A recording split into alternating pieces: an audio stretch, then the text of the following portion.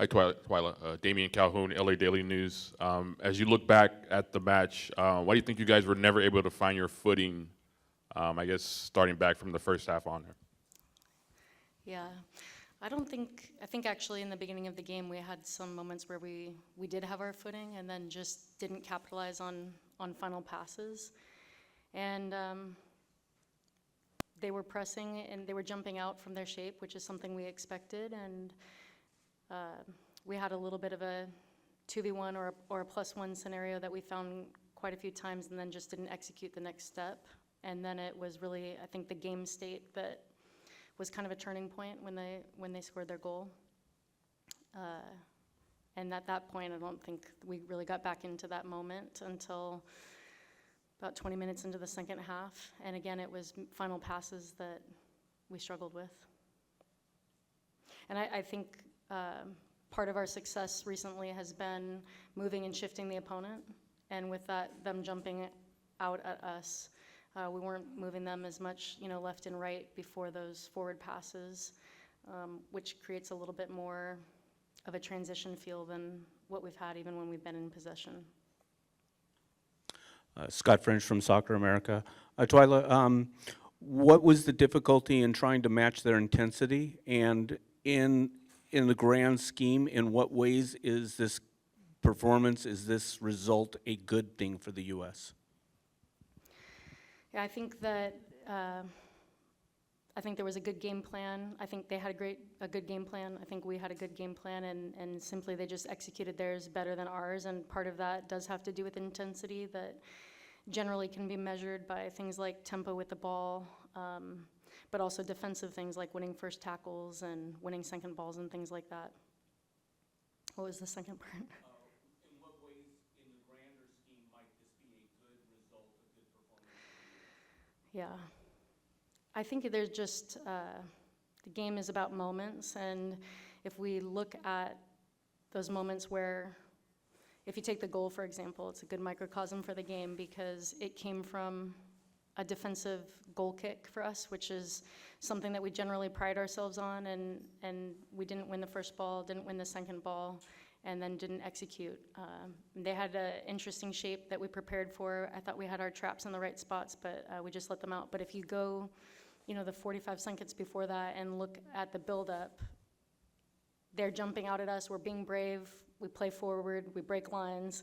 Now we're running at their back line, don't execute the final pass, they recover, we get the ball back, we don't execute the final pass again, and then they get a goal kick. And it's 2 to 3 moments back-to-back that are fixable. We just go right back to basics. There's nothing lost here moving forward, but go right back to basics, and you just can't afford to have those moments back-to-back in a game.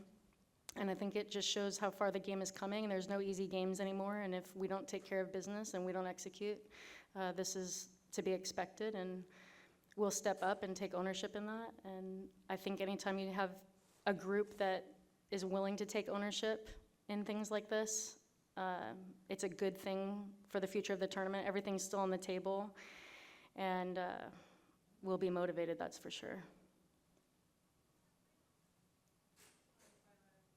Serena from ESPN. Were you surprised at all in certain times with the game plan, the intensity, and the pressure, the pressing that they showed, and how difficult did they make it to counter those moments? I was not surprised at all by anything that we saw. They had a very well executed game plan. They've shown some of those things before. They haven't defended a whole lot in some of their previous matches, but all the trends were exactly what we anticipated. And we have to play brave in those moments and continue to play brave and be willing to keep and move the ball, break lines, even when we're getting jumped like that. And then I think the answer is just that we continue to play our game and continue to work on those final, once we've broken lines, work on those final passes and the types of things that lead to being in the final third a bit more. Hi, Twila. Brandy Ortega, Our Game Magazine. Were the subs pre-planned or in response to what you were seeing in the game, or a combination of both?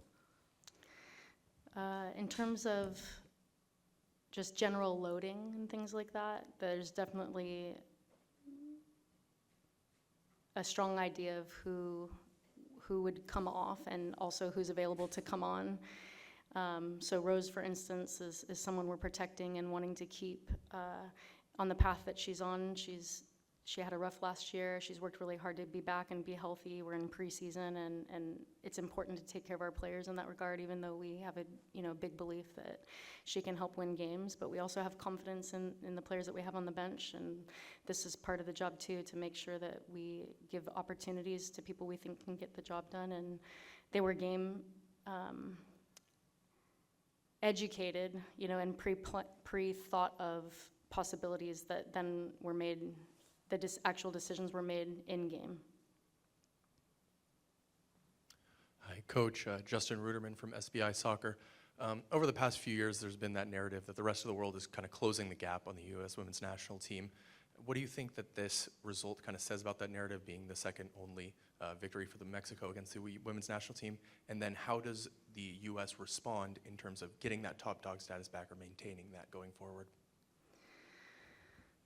I think at this point, it's credit where credit is due. Mexico had a good game plan. They executed it very well, and that's for them. For us, we just have to do our job, and it's about getting back to the things that we've agreed upon and doing them better, and holding ourselves accountable to that. And one thing that's always an expectation from us is a response. Generally, that's in game, and moment by moment, and we're now tasked with doing a bit more in between games, but because of the way the results have gone, we've got 5 days now to prepare for our next opponent, and it's just about getting right back to what are the agreements that we've made, keeping it simple, and executing. And I'm very confident that the group will be very motivated to do that, willing to take ownership, already happening in the huddle, and that we'll have a good forward steps from here. At this time, we're moving on to the media who has joined us virtually. Jonathan, you can go ahead and ask your question. Thanks. Hi, Twila. Jonathan Tannenwald with Philadelphia Inquirer. There was a lot of rotation from game 1 to game 2, as you said there would be. There was a lot of rotation, which is surprised this time around that any of it backfired. Thanks. Can somebody translate for me? Can you kindly repeat your question? Is my mic still open? Yes. Okay. Twila, you said there was a lot of rotation from game 1 to game 2, as you'd said was going to happen. There was a lot of rotation from game 2 to game 3, which wasn't surprising either. But do you think tonight that any of that rotation backfired on you? No, the whole group was prepared to play.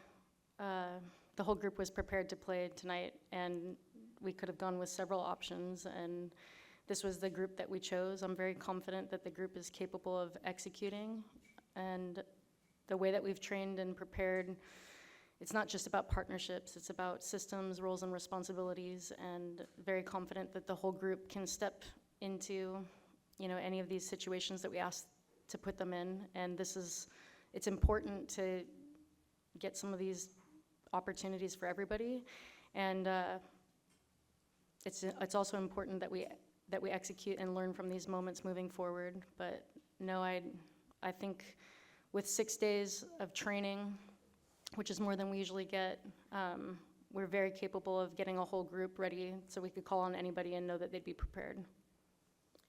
Jeff, you can go ahead and ask your question at this time. Hey, Twila. Jeff Kassouf with Equalizer.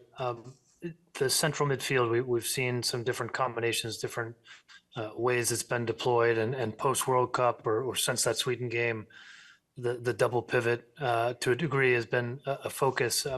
Do you feel like there has been a system in that center of the park that has prevailed as one that's necessary for you all? And how much do you feel like that might have been missing tonight, whereas, a few nights ago, there were passes that came from the center backs into that midfield and advanced play quickly?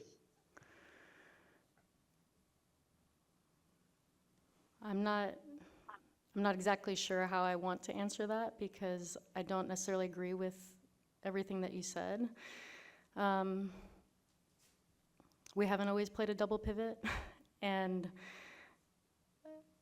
I think you mentioned something tonight that was missing, which was just a bit of bravery from center backs and willingness to play forward. And regardless of how many numbers we have in front of the back line, the expectation is that we look to play forward passes, that we keep the ball moving. And of course, sometimes that requires a bounce and it comes back, but we do want to play forward. And that didn't happen as much as we would have liked tonight. And the message to the team is, you know, even if we're getting jumped, that we will have the opportunities to still play forward, and we missed some of those moments tonight. And I think something I do agree with was that we had quite a bit of success in the previous match with that. But these things happen, and this is a process, and we're asking the group to play more out of the back, and part of a process is that you're going to see moments like this that are going to be a challenge, and the message to the group is, even when faced with those challenges, like, we're going to keep playing, and we need to continue to try and find those passes. Megan, you can go ahead and ask your question at this time. Hey, Twila, Meg Linehan, The Athletic. Just in terms of, you know, in the Argentina game and tonight, we've seen these kind of big long-range efforts from opposing teams on goal. How do you try to shut that down? Like, it now feels like this is maybe a target area for teams where they sense a weakness. Is it stepping in the midfield? Is it something else that you think, okay, we've just got to fine tune that? I mean, if you look at the balls that came tonight, they both came from restarts. So they're restart moments, not run of play moments that are midfield issues or something like that. It's first goal came from a goal kick, and probably should have taken care of the first ball, should have taken care of the second ball, had an opportunity to end play and didn't. And then the second goal came from a throw-in. It was kind of an up, back, and over, I would say, situation. Obviously well rehearsed by them. And that's something that I feel we can easily take care of and will take care of moving forward, but I don't see a trend with that. I think that when you have a good defensive block, willing to high press, that you're going to see teams that want to play to bypass, and it's not necessarily a sign that they think we're weak at it. It's that it's one of the only options that they have in that moment. At this time, we'll take one final question from Andrew. Andrew, you can go ahead and ask your question. Thank you, Andrew Jones from Believe Network. Twila, I want to ask you about Sophia Smith and the change that you made from Lynn Williams to Emily Sonnet going into the second half. What went into those ideas? That you feel Sophia was a little isolated in the first half? Just your thoughts on those switches before the start of the second half. Well, Soph and Alex was a 9-for-9 switch, so positionally like for like, even though they both have different qualities. And it's just a moment that I felt it was the right change to make. We trust both of them. They've been sharing times in some way, shape, or the other. They're both in preseason, and we trust both of them, but it was just the move that I felt was most appropriate at the moment. And even though that looks like a Lynn for Sonnet switch on paper, which it is, it allowed us to get a different player higher when we made that move. And I was looking for potentially opportunity to create more crossing scenarios with Trin on one side and Foxy on the other higher, and then later Midge. So it wasn't really like a Lynn or Sonnet thing, but just about getting different players in the higher, wide areas.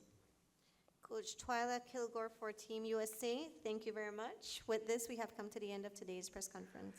Thank you.